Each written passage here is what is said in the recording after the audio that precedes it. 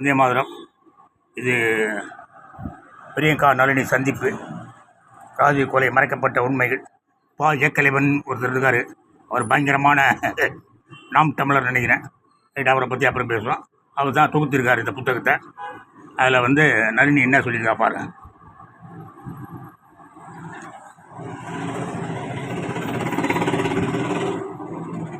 சில பெண் காவலர்கள் கற்பிணிக்கு பிடித்த உணவாக சமைத்து கொண்டு வந்து எவருக்கும் தெரியாமல் சாப்பிட கொடுத்தார்கள். அவர்கள் தெய்வங்களே என்றார்.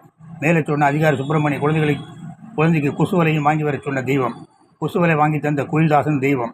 ரூபாய் 500 கொடுத்த நளினியின் குழந்தைக்கு பால் பவுடர் சர்க்கரை வாங்கி வர சொன்ன துணை கண்காணிப்பாளர் ராமச்சந்திரன் தெய்வம். பிரசவ வேதனையின் போது நளினி அரசு மருத்துவமனைக்கு வாகனத்தில் அனுப்பிய அதிகாரி பாலச்சந்திரா ஒரு தெய்வம். குழந்தைக்கு ஸ்ட்ரோக் வந்தபோது அவர் மீண்டும் வாகனத்தில் அரசு மருத்துவமனைக்கு அனுப்பி வைத்தார். சேகர், சிந்து, பாண்டி, ஜெயராஜ் என்ற கண்காணிப்பாளர்களும் மனிதநேயத்துடன் நடந்து கொண்ட தெய்வங்கள். ரமேஷ் என்ற இன்ஸ்பெக்டர் நளினியின் குழந்தையை வளர்ப்பதாக பல தருணங்களில் கேட்ட தெய்வம். ஜெபமணி மோகன்ராஜ். ஜெபமணி மோகன்ராஜ்னா வேணுங்க அப்போ பிரித்து போட்டுக்கான். ஒரே ஆள் தான் ஜெபமணி மோகன்ராஜ். எங்கள் அப்பா போலீஸ் ஸ்டேஷன் அந்த சிஐடியில் வேலை பார்த்தாரு.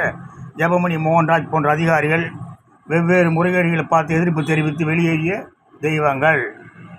பாஜக பாய்ஸ் தெரிஞ்சுக்கிடுங்க. நளினி என்ன தெய்வம் சொல்லியிருக்கா, சும்மா சொல்லலை. பல்வேறு முறைகேடுகளை பார்த்து வெளியேறிய தெய்வம் சொல்லியிருக்கா. ஜெயஹிந்த்.